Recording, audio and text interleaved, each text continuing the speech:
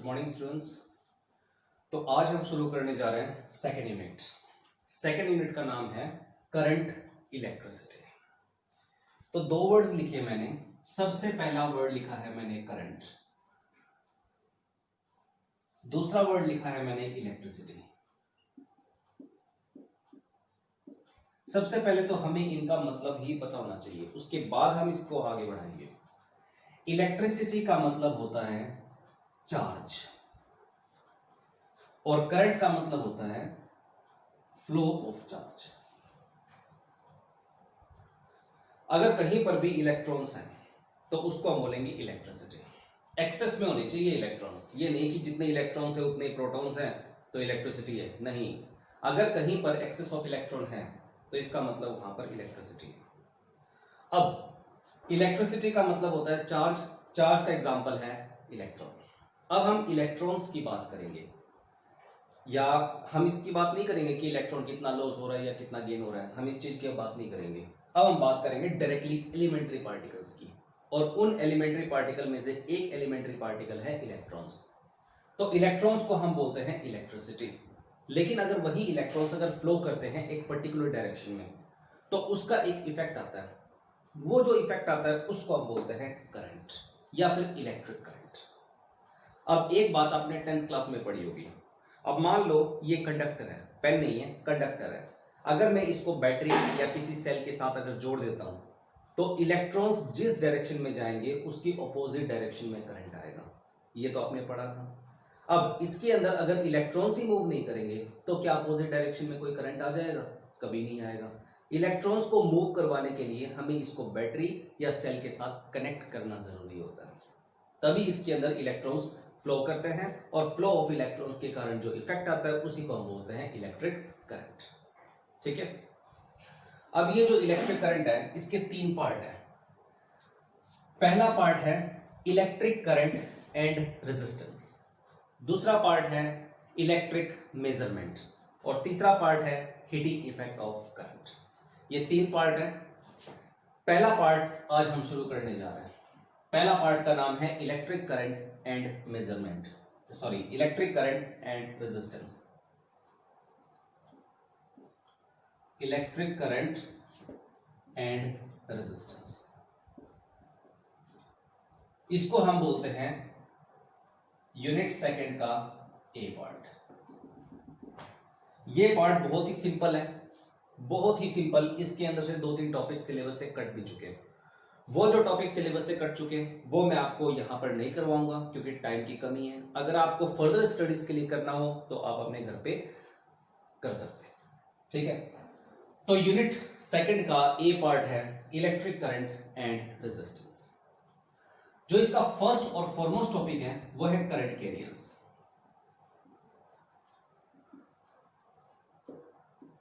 Current carriers, अब जैसे कि बाईसाइकिल आपने सभी ने देखी है, घरों में भी होती है।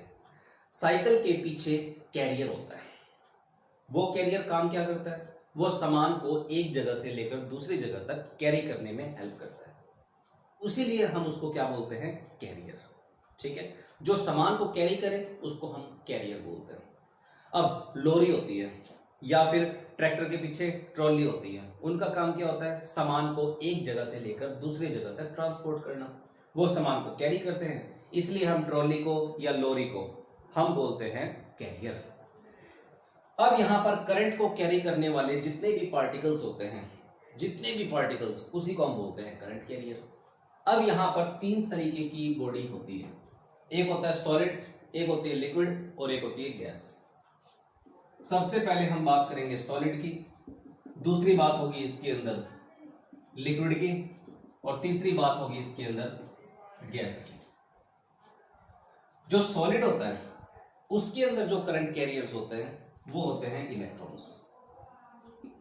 अब जैसे कि ये पेन है, इसको पेन ना मान के आप एक कील मान सकते हो, लोहे का एक टुकड़ा मान सकते हो। अगर आप इस लोहे के टुकड़े को बैटरी के साथ कनेक्ट कर दोगे तो एक पॉइंट से दूसरे पॉइंट तक इलेक्ट्रॉन्स एक पर्टिकुलर डायरेक्शन में फ्लो करेंगे। अगर इलेक्ट्रॉन्स फ्लो करेंगे तभी करंट आएगा, वरना करंट नहीं आएगा। तो इसके अंदर जो करंट कैरियर है वो है इलेक्ट्रॉन्स। ठीक है। तो इलेक्ट्रॉन्स के अलावा इस सॉलिड के अंदर कोई करंट कैरियर नहीं होता। अब बात है लिक्विड की। लिक्विड के अंदर जो करंट कैरियर्स है वो इलेक्ट्रॉन्स तो नहीं होते। लिक्विड के अंदर जो करंट कैरियर्स होते हैं वो होते हैं आयंस, ठीक है। और जो गैस होती है, गैस के अंदर दो तरीके के करंट कैरियर्स होते हैं। इसके अंदर इलेक्ट्रॉन्स भी होते हैं और इसके अंदर आयंस भी होते हैं। Electrons and ions. तो हमने तीन तरीके की बॉडी की बात की। एक तो है सॉलिड जिसके अंदर करंट कैरियर्स होते हैं इलेक्ट्रॉन्स, एक होता है लिक्विड जिसके अंदर करंट कैरियर्स होते हैं आयंस, एक होता है गैस जिसके अंदर दोनों ही तरीके के करंट कैरियर्स होते हैं, इलेक्ट्रॉन्स भी और आयंस भी। हम इस पूरे चैप्टर में ना हम लिक्विड की बात करते हैं ना हम गैस की बात करते हैं, हम किसकी बात करेंगे? सॉलिड की। तो ये बात आपको पता होनी ज्यादा जरूरी है कि सॉलिड के अंदर जो करंट आता है उसके पीछे सिर्फ एक पार्टिकल रेस्पॉन्सिबल होता है और वो होता है इलेक्ट्रॉन्स। अब ये जो सॉलिड है, इस सॉलिड के अंदर दुनिया भर के इलेक्ट्रॉन्स हैं, लेकिन अगर मैं उन इलेक्ट्रॉन्स को रेस्ट पे ही रखता हूं तो कोई करंट नहीं आएगा। मुझे उन इलेक्ट्रॉन्स को मूव करवाना है। मूव करवाने के लिए मुझे फोर्स तो लगानी पड़ेगी ना। अब वो जो फोर्स है वो लगाएगा कौन? इसके साथ जो बैटरी कनेक्टेड है वो। बैटरी के अंदर होता है ईएमएफ। वो ईएमएफ इन एलिमेंट्री पार्टिकल के ऊपर फोर्स लगाएगा, इलेक्ट्रॉन मूव करेंगे तभी करंट आएगा। अब हमें उसी फोर्स के बारे में पढ़ना है। तो अगला जो टॉपिक है वो है ईएमएफ। ईएमएफ का मतलब होता है इलेक्ट्रोमोटिव फोर्स।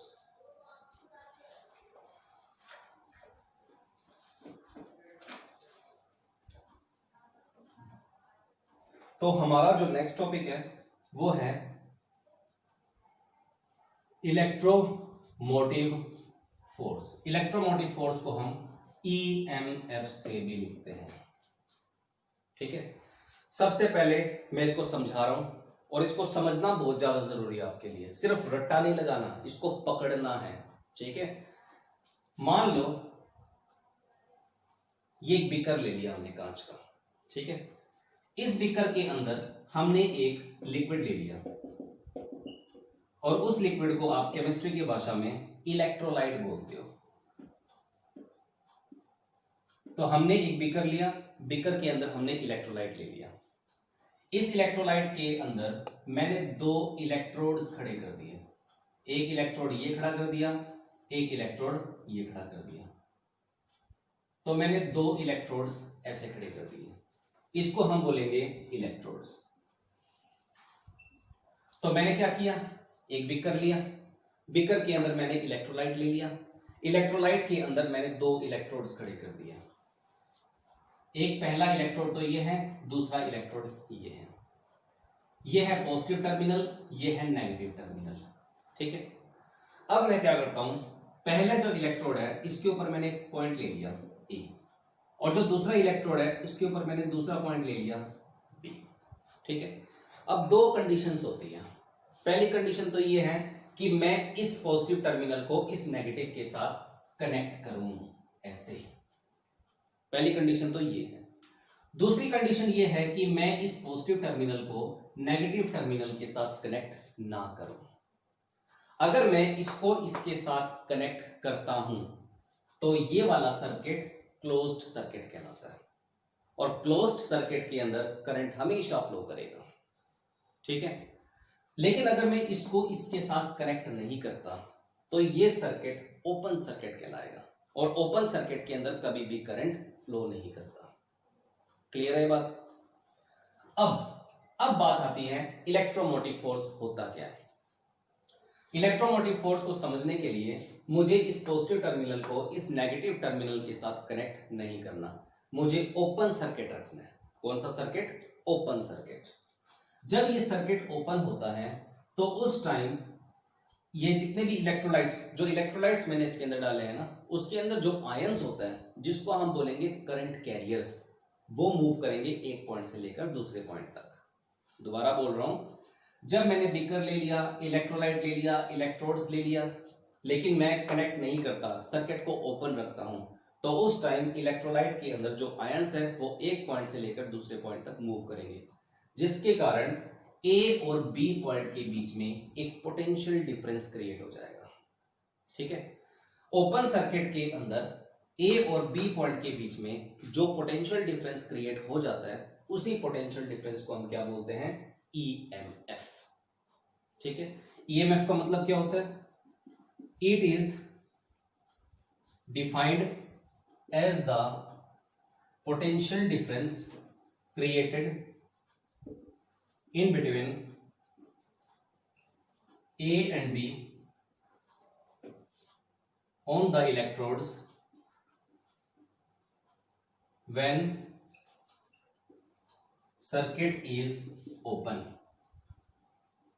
जब ये सर्किट ओपन होता है, यानी पॉजिटिव टर्मिनल को नेगेटिव टर्मिनल के साथ अगर मैं कनेक्ट नहीं करता, तो इलेक्ट्रोड्स के ऊपर दो पॉइंट A और B के बीच में जो पोटेंशियल डिफरेंस क्रिएट हो जाता है उसी पोटेंशियल डिफरेंस को हम क्या बोलते हैं? EMF। ठीक है, तो ईएमएफ है क्या? ईएमएफ दो पॉइंटों के बीच का पोटेंशियल डिफरेंस ही तो है, और कुछ नहीं है, और कुछ भी नहीं है। ईएमएफ दो पॉइंटों के बीच का पोटेंशियल डिफरेंस ही है, लेकिन ओपन सर्किट के अंदर। बस ये तो हो गया ईएमएफ। एक वर्ड आएगा आगे, अभी बता रहा हूं, और उस वर्ड को हम बोलते हैं टर्मिनल पोटेंशियल डिफरेंस। दो वर्ड्स होते हैं, पहला वर्ड तो ईएमएफ। ईएमएफ को हम ऐसे लिखते हैं ई से, ठीक है, और टर्मिनल पोटेंशियल डिफरेंस को हम वी से लिखते हैं। टर्मिनल पोटेंशियल डिफरेंस भी पोटेंशियल डिफरेंस है दो पॉइंटों के बीच का, लेकिन उसके लिए सर्किट क्या होना चाहिए? क्लोज्ड। ठीक है, it is defined as the potential difference created in between A and B on the electrodes when circuit is closed। तो दो पॉइंट मैंने बताए, एक तो बताया मैंने E के बारे में, E का मतलब होता है EMF, और एक बताया मैंने V के बारे में, V का मतलब होता है टर्मिनल पोटेंशियल डिफरेंस। EMF क्या है? ईएमएफ दो पॉइंटों के बीच का पोटेंशियल डिफरेंस है। टर्मिनल पोटेंशियल डिफरेंस क्या है?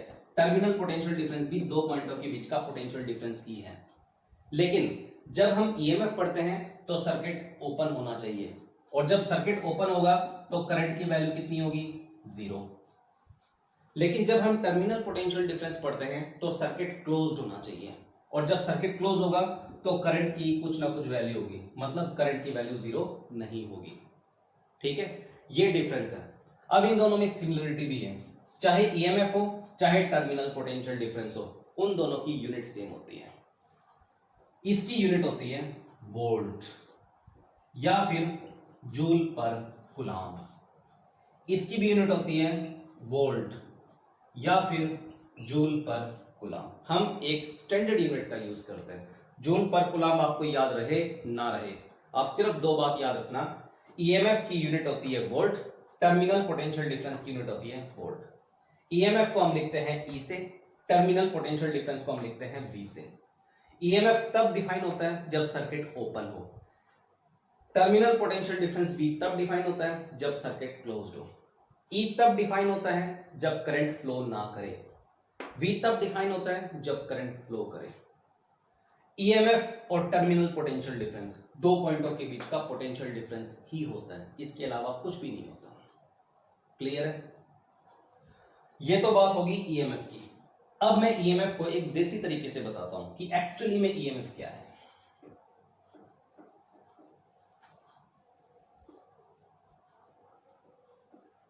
बुक के अंदर अगर आप देखोगे तो एक डायग्राम बना हुआ है, यहां पर एक पर्सन खड़ा हुआ है, इस पर्सन को हमने मैन बोल दिया। ठीक है, डायग्राम के अंदर आपको क्या दिखेगा? ये कुछ बॉल्स हैं, ये बॉल्स की डायरेक्शन कुछ ऐसे बनाई गई होगी,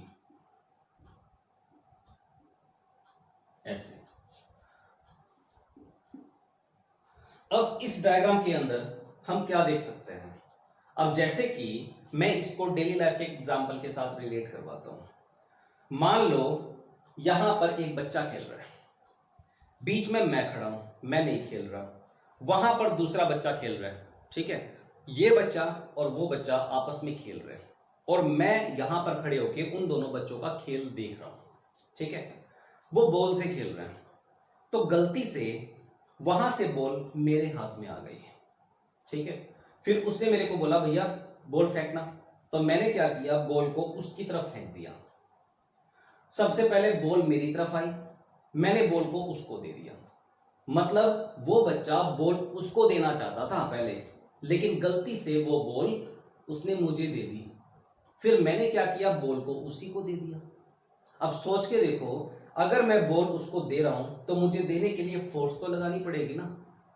अब मैं जो फोर्स लगाऊंगा उसी के कारण तो वो बॉल आगे ट्रांसफर होगी, उससे पहले तो ट्रांसफर नहीं होगी। अब मैं अपने हाथ को ऐसे रखता हूं और बॉल मेरे पास आ जाए, मैं उसको उठाओ भी ना और उठा के फेंको भी ना, तो क्या वो बॉल अपने आप ट्रांसफर हो जाएगी? वहां पे नहीं होगी। तो बॉल को यहां से यहां और यहां से यहां ट्रांसफर करने के लिए थोड़ा सा फोर्स लगाना पड़ेगा। क्लियर है? वही बात यहां पर है, सेम बात। यहां पे बॉल है और ये सारी बॉल नीचे गिर रही हैं, ऐसे आ रही हैं। यहां पर एक पर्सन खड़ा हुआ है, जब तक ये पर्सन नीचे से बॉल उठा के ऊपर ना रख दे, तब तक क्या नीचे की बॉल ऊपर आ सकती है क्या? कभी नहीं आ सकती। अगर नीचे की बॉल अगर चाहे तो भी ऊपर नहीं आ सकती, जब तक ये मैन उसको उठा के बॉल को ऊपर ना रख दे। तो ये जो पर्सन है, ये एक एक करके यहां से नीचे से बॉल उठा रहा है और ऊपर रख रहा है, फिर बॉल आ रही है उठा रहा है ऊपर रख रहा है, फिर बॉल आ रही है उठा रहा है ऊपर रख रहा है। तो बॉल को नीचे से ऊपर रखने के लिए इस पर्सन को कुछ ना कुछ एनर्जी तो वेस्ट करनी पड़ेगी, एनर्जी कंज्यूम करनी पड़ेगी। वो इसकी इंटरनल एनर्जी होती है, ठीक है। अब बॉल को नीचे से पकड़ के ऊपर रखना, यानी फोर्स तो लगा रहा है बंदा, लगा रहा है ना बॉल के ऊपर फोर्स। अब वो फोर्स ही इलेक्ट्रोमोटिव फोर्स होती है। अब फर्क डाल देंगे हम। फर्क क्या डाल देंगे? ये पूरा का पूरा सर्किट है, ठीक है, तार है ये, और ये जितनी भी बॉल्स मैंने दिखाई है वो इलेक्ट्रॉन्स हैं। इसको हम क्या बोलते हैं? वायर कनेक्शन, यानी हम इसको बोलेंगे सर्किट। और ये जो बॉल्स दिखाई है इसको हम क्या बोलेंगे? इलेक्ट्रॉन्स। और ये जो पर्सन खड़ा है इसको हम बोलेंगे बैटरी या फिर सेल। सेल आपने देखा है, बैटरी आपने देखी है, कोई नई बात नहीं है। तो हमने क्या किया, एक सर्किट लिया, सर्किट को ऐसे ले लो, ये सर्किट है। इस सर्किट के साथ हमने एक सेल का कनेक्शन कर दिया, बिल्कुल ऐसे, ठीक है। अब ये जितने भी इलेक्ट्रॉन्स यहां पर फ्लो करेंगे, फ्लो करके एक दिशा से दूसरी दिशा में जाएंगे, तो उसको आगे तक जाने के लिए जरूरी है कि ये बैटरी उसके ऊपर कुछ ना कुछ वर्क करे। अब ये इलेक्ट्रॉन्स तो यहां पर आ गए, इलेक्ट्रॉन्स जाना चाहते हैं यहां पे, बीच में आ रही है बैटरी, बैटरी को वर्क करना पड़ेगा, अपनी इंटरनल केमिकल एनर्जी को खर्च करके इस इलेक्ट्रॉन को यहां तक पहुंचाना पड़ेगा। वो जो इंटरनल केमिकल एनर्जी इसके अंदर होगी ना सेल के अंदर, वो इंटरनल केमिकल एनर्जी कंज्यूम होगी इस इलेक्ट्रॉन को यहां से लेकर यहां तक पहुंचाने के लिए। अब इस सेल को कुछ ना कुछ फोर्स तो लगानी पड़ेगी इस इलेक्ट्रॉन को यहां से लेकर यहां तक पहुंचाने के लिए। उसी फोर्स को हम क्या बोलते हैं? इलेक्ट्रोमोटिव फोर्स, यानी ईएमएफ। वही बात है यहां पर भी। एक बात आपने लोअर क्लासेस में पढ़ी है कि जो करंट है वो पॉजिटिव टर्मिनल से नेगेटिव टर्मिनल की तरफ फ्लो होता है। ये तो आपने कॉमन सी बात पढ़ी है ना। अब ये तो करंट है, ये करंट कब आएगा? जब इलेक्ट्रॉन्स मूव करेंगे, और इलेक्ट्रॉन्स हमेशा करंट की अपोजिट डायरेक्शन में मूव करते हैं। इलेक्ट्रॉन्स जाते हैं नेगेटिव टर्मिनल से पॉजिटिव टर्मिनल की तरफ, ठीक है। अब एक बात मैं आपको क्लियर कट बता रहा हूं, जितने भी इलेक्ट्रॉन्स हैं उसके ऊपर नेगेटिव चार्ज होता है ना, वो नेगेटिव चार्ज हमेशा पॉजिटिव टर्मिनल की ही तरफ भागने की कोशिश करेंगे। जब यहां से इलेक्ट्रॉन्स यहां पर भाग के पॉजिटिव टर्मिनल की तरफ जाने की कोशिश करते हैं, तो यहां पर बीच में तो सेल आ गया। सेल क्या करेगा? सेल यहां से आते हुए इलेक्ट्रॉन्स को आगे भेज देगा, फिर वो इलेक्ट्रॉन्स घूम फिर के पॉजिटिव टर्मिनल की तरफ आएंगे, फिर ये सेल क्या करेगा? फोर्स लगाएगा और इलेक्ट्रॉन को आगे भेज देगा, फिर वो इलेक्ट्रॉन घूम फिर के दोबारा पॉजिटिव टर्मिनल की तरफ आएगा, फिर सेल क्या करेगा? उन इलेक्ट्रॉन्स के ऊपर फोर्स लगाएगा और उन इलेक्ट्रॉन्स को आगे भेज देगा। तो इस तरीके से इलेक्ट्रॉन सर्किट के अंदर घूमते रहते हैं और अपोजिट डायरेक्शन में करंट आता रहता है। तो ये जो सेल है वो उन इलेक्ट्रॉन्स के ऊपर जो फोर्स लगा रहा है आगे भेजने के लिए इलेक्ट्रॉन्स को, उसी फोर्स को हम क्या बोलते हैं, इलेक्ट्रोमोटिव फोर्स, ईएमएफ। जहां पर सेल होता है, जहां पर बैटरी होती है, वहां पर ईएमएफ होगा ही होगा। ठीक है, हर एक सेल का अपना अपना ईएमएफ होता है, और ईएमएफ की जो यूनिट होती है वो होती है वोल्ट या फिर जूल पर कूलम। बस इतना याद रखना, सर्किट की हेल्प से आगे क्वेश्चंस होने वाले आपसे। ठीक है, ईएमएफ ओपन सर्किट का होता है, terminal potential difference closed circuit का होता है, इतना याद रखना। उसके बाद बात आती है इलेक्ट्रिक करंट की।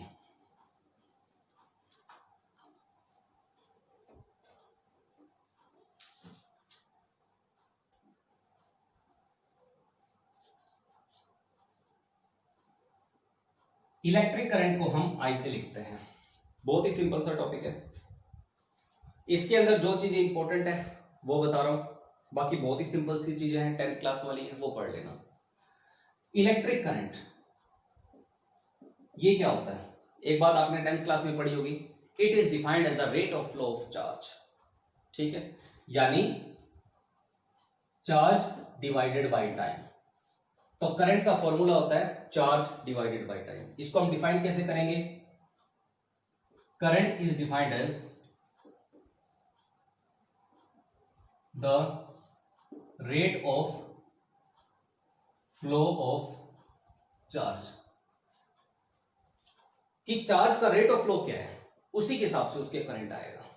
तो करंट का एक फॉर्मूला ये है, current is equal to charge by time. Current को हम किससे लिखते हैं, आई से, चार्ज को क्यू से, टाइम को टी से। एक ये फॉर्मूला आपको ध्यान रखना है, पहली बात। ठीक है, दूसरी बात आती है यूनिट ऑफ करंट की। करंट की यूनिट क्या होती है, बहुत ही कॉमन सी बात है, करंट की यूनिट होती है एम्पियर।